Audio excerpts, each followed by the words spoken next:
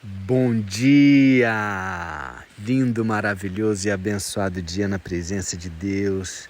Estamos no dia 849 do projeto Bíblia para Iniciantes e vamos continuando para concluir o capítulo 14 de Apocalipse, falando sobre a colheita do fim dos tempos. No áudio passado, no áudio 848, falamos sobre o primeiro anjo que vai passar a foice sobre a terra e fazer a colheita, uma colheita. E agora um outro anjo, a partir do versículo 19 até o 20, fala sobre uma outra colheita, um outro anjo, que diz assim: Aí outro anjo saiu do templo que está no céu, e ele também tinha uma foice afiada. Vou parar aqui para lembrar que eu fiz uma pergunta no estudo passado. Eu perguntei para você: você tem discernimento? Que colheita é aquela que a gente falou no estudo passado? É uma colheita boa ou é uma colheita ruim? Você fez esse exercício, você refletiu, você pesquisou, você estudou, você foi atrás, você comparou com a mensagem de Jesus lá em Mateus, capítulo 13, quando fala da parábola do joio e do trigo, e ele traz a explicação. Bom, enfim, vamos continuando aqui. Outro anjo saiu do templo que está no céu, e ele também tinha uma foice afiada. Outro anjo que também tinha uma foice afiada. Depois outro anjo, que era o encarregado do fogo, saiu de perto do altar com voz forte, e ele gritou para o anjo que tinha a foice afiada. Olha que interessante também a gente analisar a ordem no céu. Existem anjos que são designados para uma tarefa, anjos designados para outra função. Você vê aqui que tanto na primeira parte quanto na segunda, um anjo deu ordem para o outro anjo. No primeiro estudo sobre essa última colheita, que o estudo do áudio 848, nós vimos que tinha um anjo que estava numa nuvem branca, estava sentado alguém que parecia um ser humano, com uma coroa de ouro na cabeça e uma foice afiada na mão. E o outro anjo saiu do templo e gritou bem forte para aqueles que estavam sentados na nuvem: usa a sua foice. E daqui a mesma forma.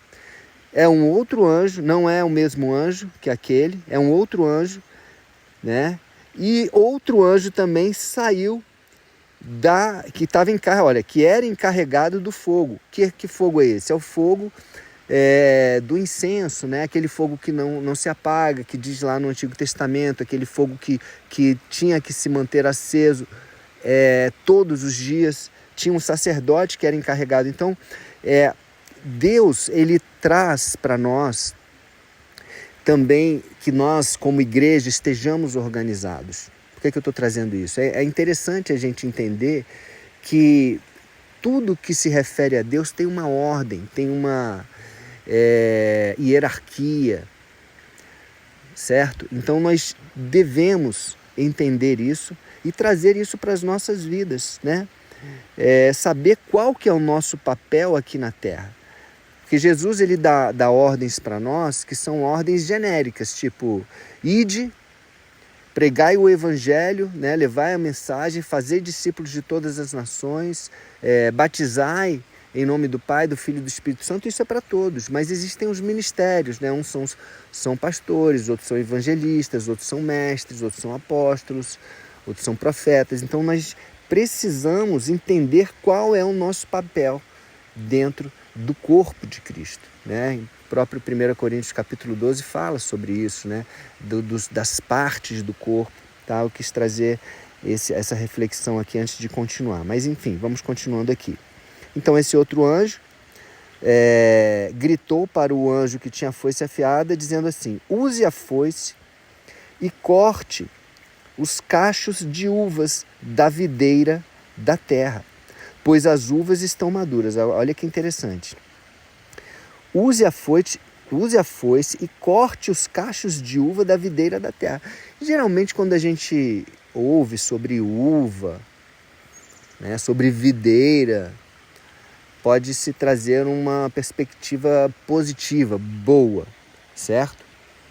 Mas, neste caso aqui, os cachos de uva e a videira da terra, percebe que ele fala videira da terra, tá? Olha que interessante esse termo, videira da terra, pois as uvas estão maduras.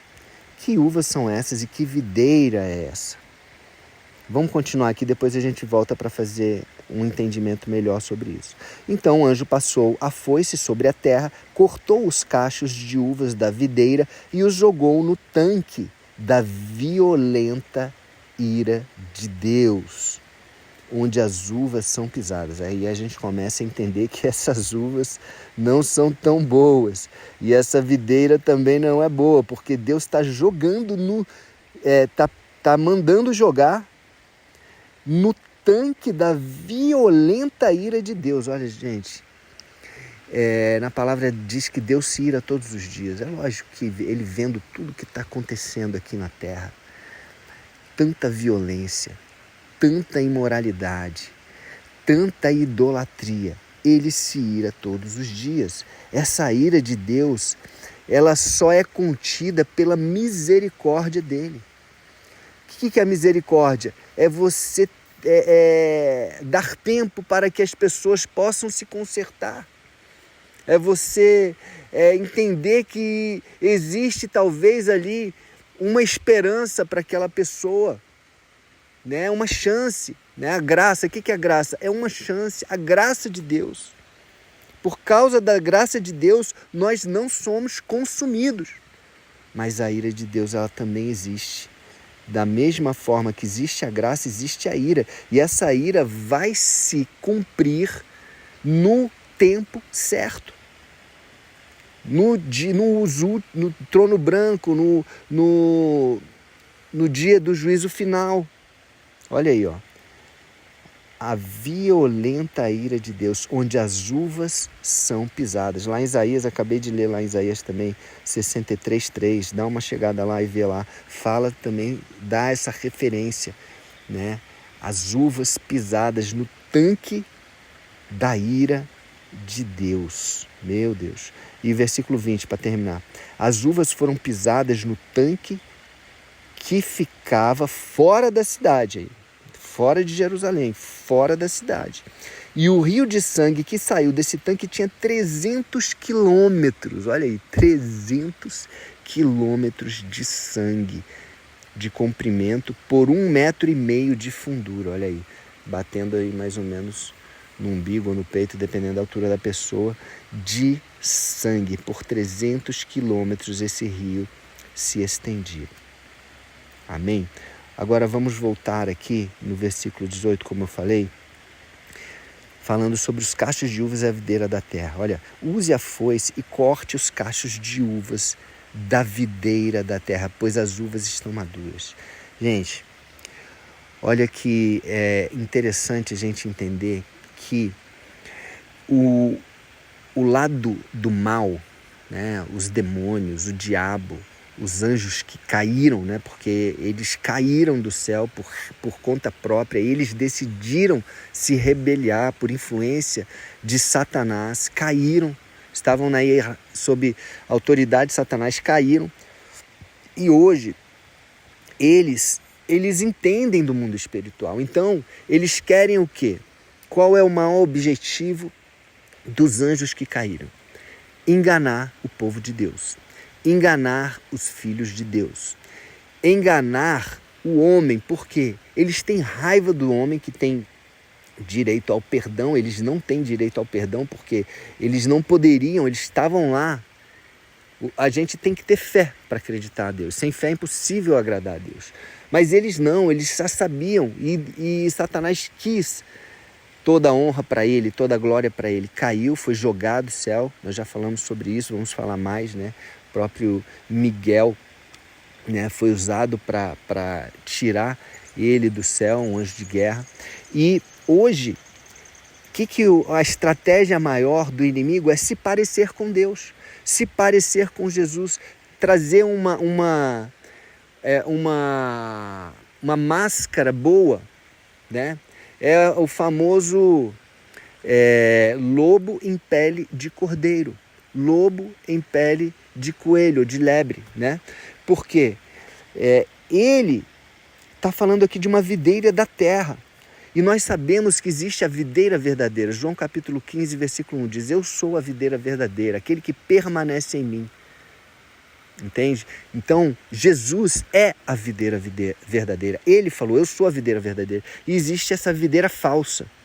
A videira da terra é aquele que tenta se parecer com Jesus, aquele que tenta enganar, dizendo que vai trazer coisas boas, a própria caridade, né, onde muitas religiões trazem. Ela é uma máscara para várias religiões que pregam enganos, que pregam distorções de aquilo que Jesus não falou. É como um copo maravilhoso, transparente, que você olha, que acha que é uma água para matar a sua sede, você bebe, você não está vendo que ali tem veneno. Tem coisa ali, uma pitadinha de veneno ali pode fazer você morrer. Então, nós precisamos entender, gente, que essa videira da terra está produzindo frutos. Olha, cachos de uvas, frutos malignos, pessoas que estão sendo enganadas sem perceber, sem saber. Por isso nós precisamos anunciar o Evangelho, por isso a importância de falarmos da palavra de Deus, de lermos a palavra de Deus, para também nós não sermos enganados. Porque o próprio diabo tem enganado muitas pessoas que estão na igreja e estão vivendo uma vida superficial. Um relacionamento superficial, não tem um relacionamento íntimo com Deus através da palavra dele, através de orações, de jejuns, de busca intensa com Deus. Então nós precisamos corrigir isso, gente. Nós, como igreja, precisamos corrigir, precisamos vigiar, precisamos ter cuidado, precisamos nos fortalecer, nos capacitar, nos purificar através da palavra, e também levar essa mensagem para as pessoas que já estão no mundo, que estão cegas mesmo, entende?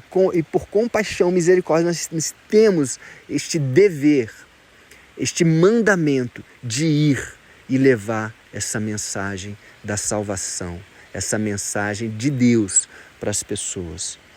Amém? Porque senão isso daqui vai acontecer. Senão essas pessoas estarão dentro desses cachos de uvas que serão pisados, amassados pela ira de Deus, gente. E a ira de Deus, nesse momento, vai ser implacável. Diz que o lago de fogo e enxofre, que é a segunda morte, vai ter choro e ranger de dentes eternamente. Dor eterna. E tem muitas pessoas que nós conhecemos, que estão ali, prontas, se não fizerem algo, se não mudarem de posicionamento, vão amargar isso. Pessoas que amamos e pessoas que nem conhecemos e que devemos ir. Ide e pregai a todas as nações. Amém? Isso é muito forte, gente. O fim dos tempos, ele não vai demorar muito. E para as pessoas, tem pessoas morrendo a todo dia. Para essas pessoas acabou. Não tem como você mudar depois da morte. O tempo de mudança é agora, durante a vida. A vida, essa bênção, este presente. Nós temos um presente que é a vida, só que essa vida tem um tempo e nós precisamos usar esse tempo da melhor forma. Amém? Não podemos brincar com isso. Vamos orar? Pai amado, Senhor, muito obrigado, Pai. Muito obrigado por mais esta palavra, Pai. Obrigado, Pai, porque o Senhor deixa, Pai, o trigo e o joio crescerem juntos, mas o Senhor vai chegar um momento onde o Senhor vai amarrar o trigo, onde o joio, onde o Senhor vai separar, vai lançar eles no fogo, vai trazer a sua justiça e vai nos proteger como trigo, nós como igreja, que nós possamos nos manter santos, imaculados, separados para a Tua obra. Purifica-nos a cada dia, papai, com a Tua palavra. Purifica-nos para que nós estejamos cada vez mais resplandecendo a Tua glória sobre as nossas vidas. Que seja o Senhor sobre nós, Pai, que seja o Seu poder, o Seu amor sobre nós. Não deixe a nossa carne, Pai, os nossos desejos nos sucumbirem, nos fazerem pecar, nos tirarem da Tua presença, Papai, em nome de Jesus.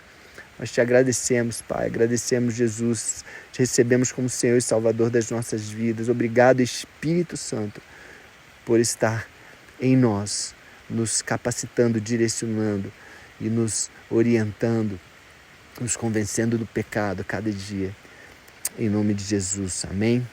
Então é isso, ficamos por aqui hoje e até o próximo dia do projeto, onde vamos iniciar o capítulo 15 de Apocalipse, amém? Um beijo no coração.